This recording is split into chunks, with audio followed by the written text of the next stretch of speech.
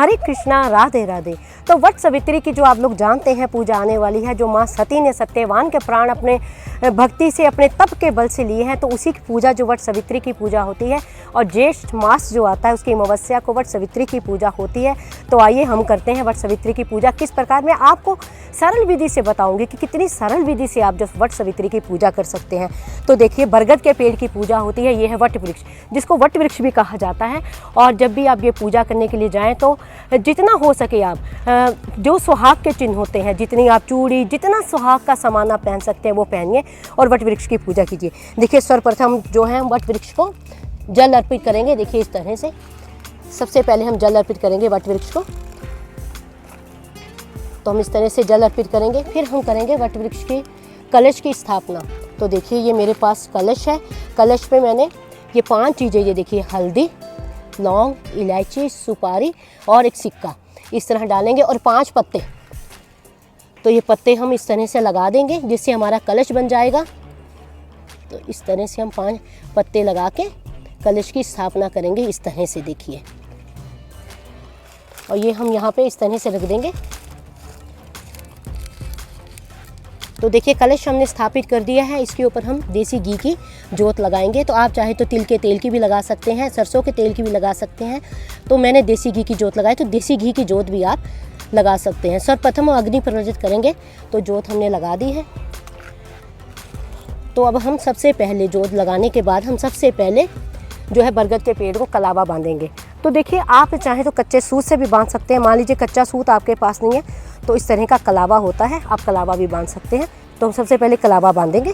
यहाँ से हम इस तरह से, तो इस तरह से हम कलावा बांधेंगे। कलावा बांधते बांधते हम परिक्रमा लेंगे। तो जो ये व्रत करती हैं स्त्रियाँ, अपने पति की लंबी आयु के लिए करती हैं और बरगद के पेड़ की पूजा करती हैं। तो इस तरह से आपने जो है कलावा बांधना है। तो परिक्रमा लेते हुए आप कलावा बांधेंगे। देखिए, कलावा बांधिए या कच्चा सूत बांधिए। तो देखिए हमने कलावा इस तरह से, बाद में जो हमने परिक्रमा लेके कलावा इस तरह से हमने बांध देना है। तो आप इसके बाद जो है हम भोग चढ़ाएंगे वट वृक्ष को। तो हम सबसे पहले देखिए जेठ मास में पंखा चढ़ाते हैं, तो हम पंखा चढ़ाएंगे। फिर उसके बाद हम जो ये भोग है, ये भोग हम चढ़ाएंगे। जो इसमें लगती है घर में बनी हुई पूरियाँ, हलवा और केले, तो ये हम विशेष चढ़ाएंगे। उसके बाद श्रृंगार का सामान, जो श्रृंगार का सामान होता है, चुनरी और बिंदी, जितना सुहाग का सामान आप चढ़ा सकते हैं उतना सुहाग का सामान आप चढ़ाएंगे। चूड़ी और ये भीगे हुए चने, भीगे हुए चने जो होते हैं विशेष होते हैं। ये मैं घर से भिगो के लाई हूँ, आप भी घर से भिगो के ला सकते हैं। इस तरह से भीगे हुए चने हम प्रसाद में इस तरह से चढ़ाएंगे। फिर उसके बाद जो है हम हाथ जोड़ के प्रार्थना करेंगे। उसके बाद हम वट वृक्ष को प्रणाम करेंगे। प्रणाम करके जो इस व्रत का जो ये पूजा होती है 12 बजे के बाद ही होती है। तो मैंने बहुत सरल विधि से आपको पूजा बताई है। तो इस तरह से आपने पूजा करनी है। इसके बाद अपने पति को प्रणाम करके उनका आशीर्वाद लेना है आपने। तो आप बाद में 5, 11, 21 परिक्रमा भी कर सकते हैं इस तरह से।